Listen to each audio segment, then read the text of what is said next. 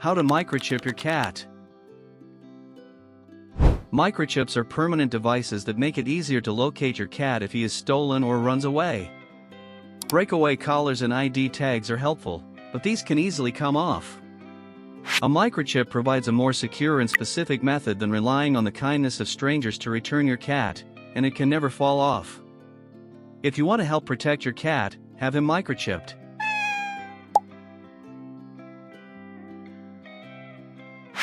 Method 1. Obtaining the microchip. Number 1. Avoid microchipping your cat on your own. Never inject your cat with a microchip on your own. This is illegal in many states and can cause you to have legal measures taken against you. There are sellers who will sell you a microchip without going through a veterinary office, but you should never implant these devices yourself. Take these to your vet to have them checked out and implanted in the right way. Number 2. Visit the vet. When you decide it is time for your cat to be microchipped, take him to the vet. Qualified veterinary professionals should always administer microchips to your cat. They know exactly how much pressure to use, where to place the microchip, and how to combat the rare chance of side effects. Since your cat is smaller than other animals, it is important that the microchip is injected in the right place to avoid issues. Number 3. Complete the paperwork. When you go to the vet to have your cat microchipped, complete the paperwork that goes along with the microchip. The paperwork acts as the registration form for the manufacturer's database, such as Home Again, once it is sent in by the vet. Ensure that all of your contact information is correct so the database has the right information for you. Always obtain copies of the microchip paperwork for your records. This will help you keep track of your unique ID number and manufacturer information attached to the microchip. There might be a registration fee for the database, but the microchip is worthless without the registration. Number 4. Verify ID number on the microchip. While your vet is preparing to inject your cat with the microchip, she will verify the unique ID of the chip matches the paperwork you have. She will run the microchip reader over the chip inside the applicator and make sure the reading is correct. This also checks to make sure the microchip is emitting properly before it is injected in your cat. Number 5. Have an assistant secure your cat. You will be in a normal exam room when your cat is injected with a microchip. This procedure requires 2 people, one being an assistant who will secure your cat. The assistant should hold your cat by the scruff of her neck, which is the skin right on the neck. He should also hold your cat's rear end steady with his other hand. This will keep your cat from jerking when the microchip is injected. Number 6. Have the vet perform the microchip administration.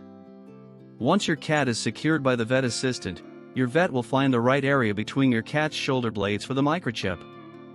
She will then tent the skin of your cat's back and press the applicator to the area, implanting the microchip under the skin.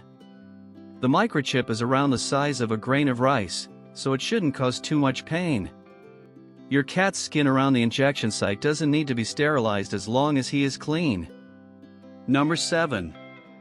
Verify the microchip again. After microchip administration, your vet will verify the microchip is still working. This will ensure that nothing went wrong with the microchip during implantation. She will run the reader over the implantation site to check that your unique ID is still emitted from the microchip. When your cat goes in for his yearly checkup, your vet will likely recheck the device to make sure nothing has gone wrong with it. Number 8. Update your information. In order for your cat to be returned to you, your contact information in the microchip manufacturer's database needs to be up to date. If you change your phone number, move, or have any other contact information change, you need to contact the database to let them know. This way, they can update your information to reflect your new situation. Method 2. Deciding to get a microchip. Number 1. Discover why microchips matter. If you microchip your cat, there is an increased chance of your cat being returned to you if he runs off. Breakaway collars, which are the type that should be used on cats, can break off easily, but microchips are permanent forms of ID once they are implanted. Number 2. Learn a microchip's longevity. Microchips last a long time and do not need to be charged or replaced. They require no power because they just bounce information to a scanner. This means that the microchip will last for the entire span of your cat's life, unless the chip malfunctions for some reason. This means that you only have to implant your cat once. Number 3. Consider how a microchip functions.